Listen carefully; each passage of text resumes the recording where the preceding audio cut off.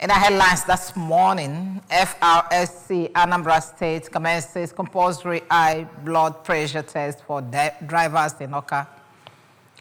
Mass failure in 2025 UTME attracts mixed reactions. House of Reps raises alarm over staff poking at NCAT. US, China to start talks over trade war this week. Good morning. Welcome to our breakfast news this morning. My name is Ijoma Uche. Security is here to stay in Anambra State. In the Anambra, remember, security is everyone's business.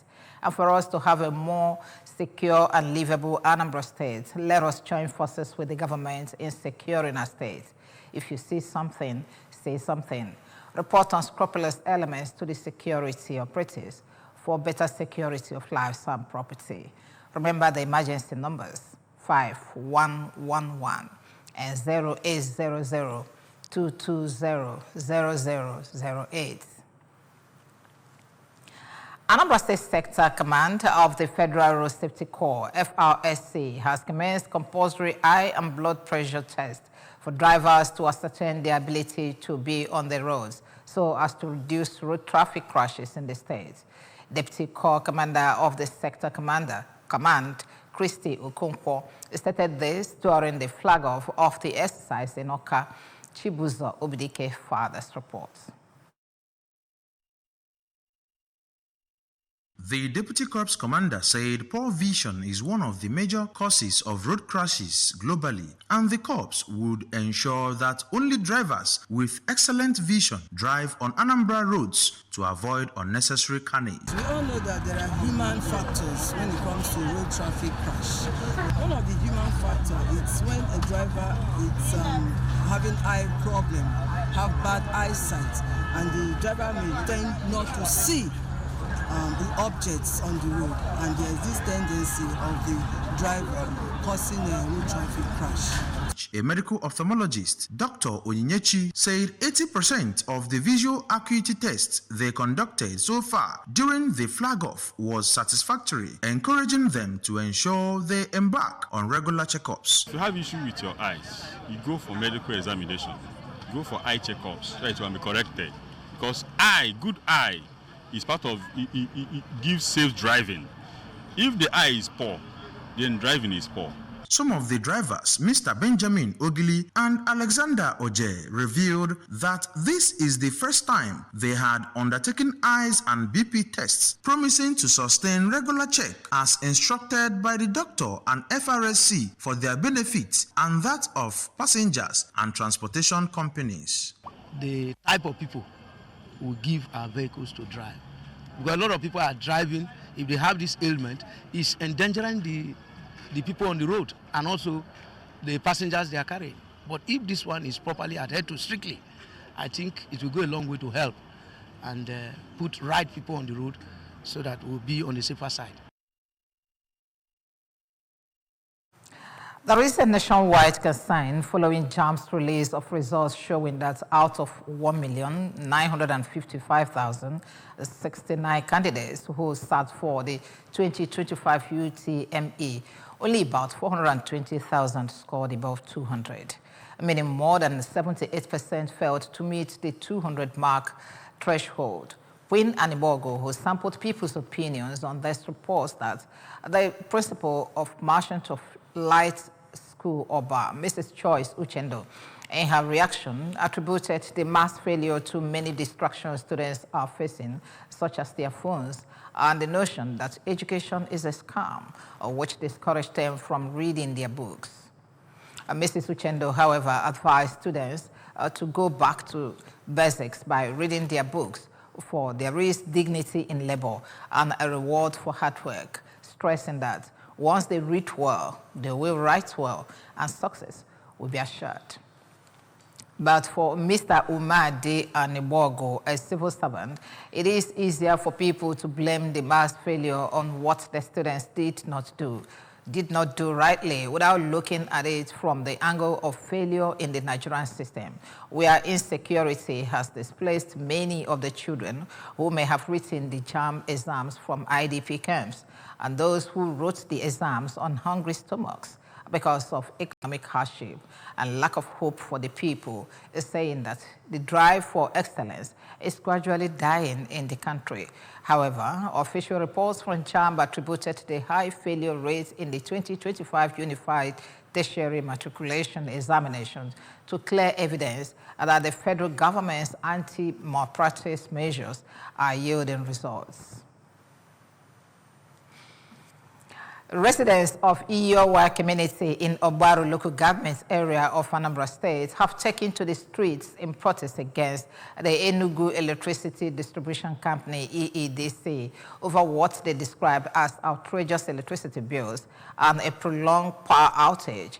The aggrieved residents, comprising landlords, traders, artisans, accused EEDC of issuing excessive bills ranging from 80,000 to 120,000, even to households that consume minimal electricity. Correspondent Faith Onyemuche now reports.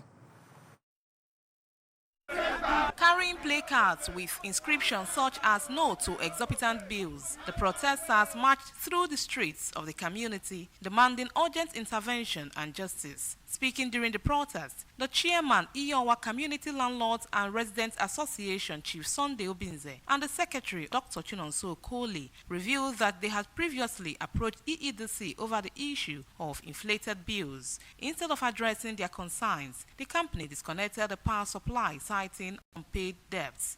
I've written to them. What we need from them is to restore back the light. The majority of the landlords here have prepaid meters.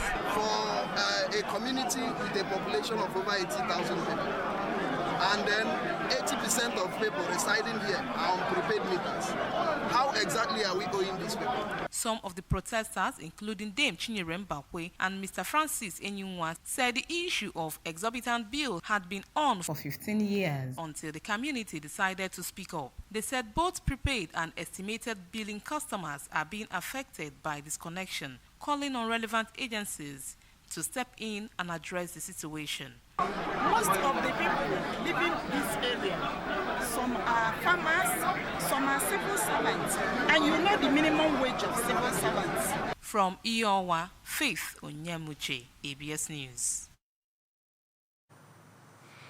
The federal lawmakers have raised concerns about the poaching of qualified instructors from the Nigerian College of Aviation Technology in Zaria by sister agencies and private aviation companies. During a recent oversight visit to the institution, the House Committee on Aviation Technology, led by its chairman, Tadujin Abusodun, attributed the troubling trend to low wages, which cannot compete with industry standards. The committee conducted a facility tour and held discussions with the college administration regarding operational challenges. Abusodun said that NCAT, which was established in 1964, remains Africa's premier aviation training institution and has been instrumental in developing expertise for the contents aviation sector, regretting that the school's inability to retain top talent is weakening its reputation for excellence. And from our foreign shuttle, U.S. and Chinese officials are set to start talks this week to try to de-escalate a trade war between the world's two biggest economies. China's Ministry of Foreign Affairs said Chinese Vice Premier He Linfeng will attend the talks in Switzerland from 9 to 12 May. U.S. Treasury Secretary Scott Bessent and U.S. Trade Representatives Jamieson Geer will represent Washington at the meeting. Since returning to the White House, President Donald Trump has imposed new import taxes on Chinese goods of up to 145%. Beijing has hit back with levies on some goods from the U.S. of 125%, but global trade experts say that they are expecting negotiations to take several months. Now, sports.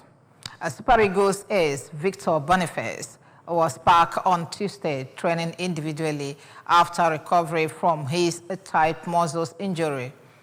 The Nigerian showed some sign of improvement this week after missing the club's last match away to Fairbairn due to the injury. Boniface worked with the ball individually on grass, which is a good sign, although still needs to train with the team to be considered an option.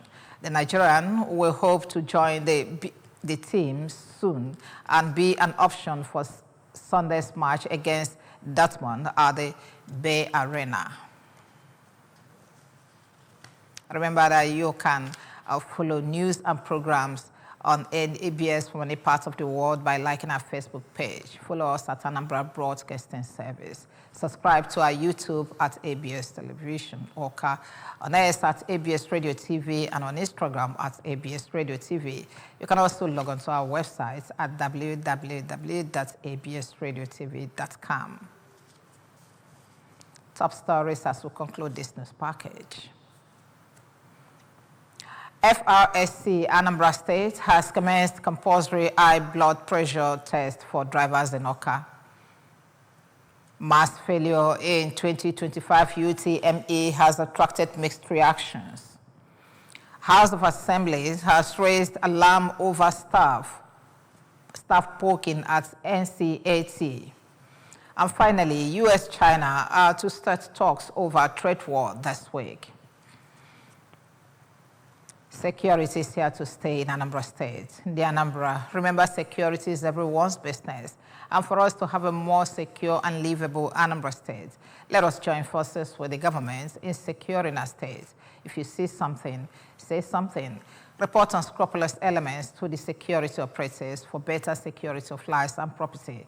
Remember the emergency numbers 5111 and 0800 220-0008. And that's our breakfast news this morning. Thank you very much for watching. My name is Ijoma. Do have a good day.